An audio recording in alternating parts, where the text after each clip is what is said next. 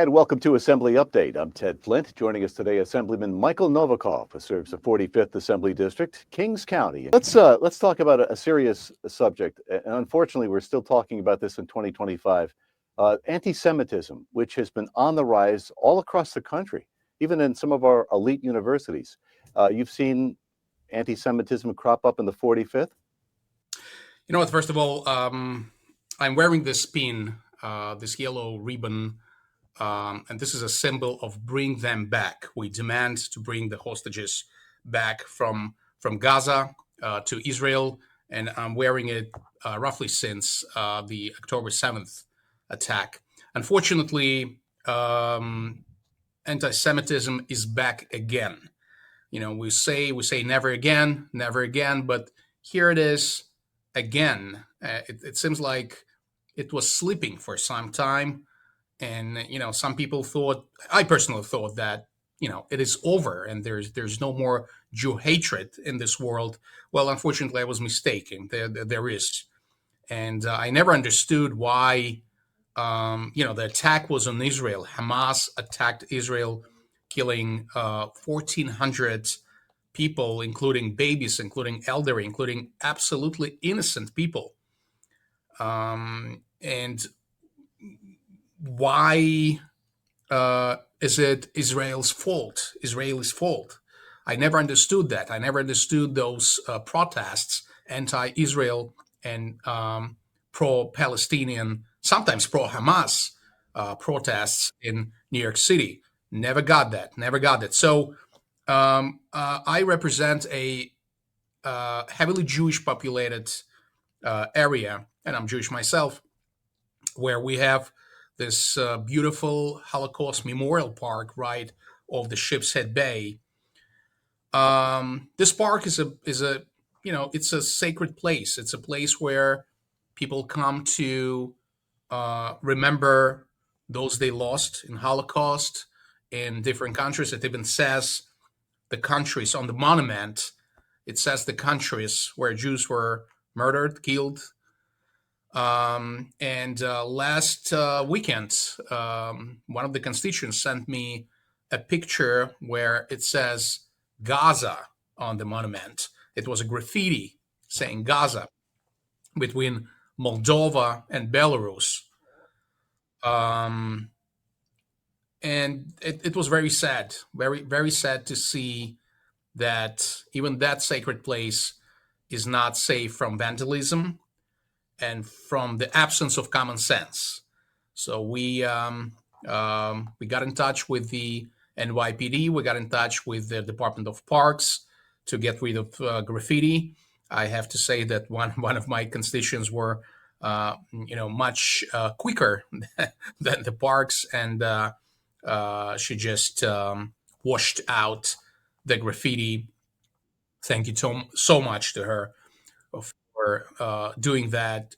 Also, we're demanding from the NYPD the installment of security cameras in the park because we don't want any vandalism, and we won't let any vandalism in places like Holocaust Memorial Park. So we're just at the beginning of negotiations with NYPD and the parks in regards to installing security cameras there. I'm sure this is what we need to do.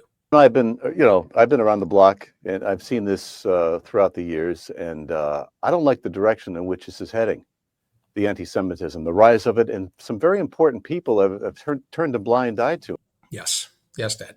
Unfortunately, this is the case today, and I think it's I hope it is just a bad, unfortunate trend, which will go away. But it doesn't mean we don't have to fight just for our rights to exist as Jewish people, as Jewish nation. Let's lighten the mood a little bit. Talk about some community celebrations, specifically the Marlboro Block Party. Tell us about it. It was a fun event in Marlboro housing, Marlboro Nisha housing, and I'm always with the community. I know they need my support. They need support of different city and state agencies. And thank you so much to the organizers organizers of this great event. I think families were very happy. Kids were happy to get some burgers and hot dogs and some free soda, stuff like that. We also there was also a presentation of green spaces, something that the city is planning to build inside the housing projects, using the space because they do have a lot of space, and sometimes it is it is unused, it is not used properly, just a bunch of space. So I saw quite a few interesting projects which could benefit the community, which could benefit Marlboro housing.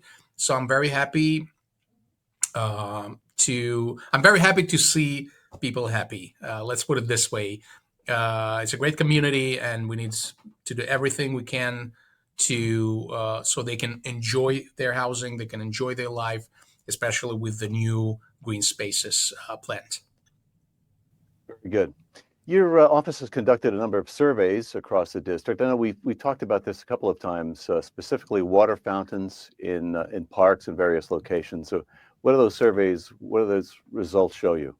So one of the biggest issues and one of the most common complaints to my office is really loud cars without mufflers, and sometimes it is done on purpose. It's not because they don't have mufflers; it's because they have this this addition to it, which makes the car extremely loud. Which is again, I guess, a teen trend, but this makes and this is a quality of life issue. It makes a lot of people lives miserable. For example, a friend of mine, a constituent, just gave me a call yesterday. He lives a few blocks away from my place. Says, Michael, we cannot sleep. We cannot sleep at night because we have this loud street racers. Is there anything that could be done about it? And he proposed bumps on the street where he lives. I said, unfortunately, it's not going to happen because we have a bus route on the street, and there's a city regulation. If you have a bus route, you cannot build bumps on the road. So, fortunately, I'm using a word unfortunately too many times, but fortunately, the city has a plan to install so-called noise cameras. We all know about the red light cameras and speed cameras. So now it's time for noise cameras. The fines are pretty high. It's like I think it's like over $500. Um, yeah, yeah, for one offense. I think the second offense is even more. It goes up to $2,000 for third, as I understand. And one of those cameras has been installed in my district near South Brooklyn Health Farmer Coney Island Hospital. I just saw it on the map on Waze driving a few days ago. So we're going to be doing a survey asking our constituents where do they think the noise cameras should be installed in our district, and I assume it's going to be a lot of places because this is an issue all over the city, and it's really bad. It's really it is a huge quality of life issue. When people cannot sleep at night, what can we expect? I mean, how they can work during daytime? So it's a huge problem.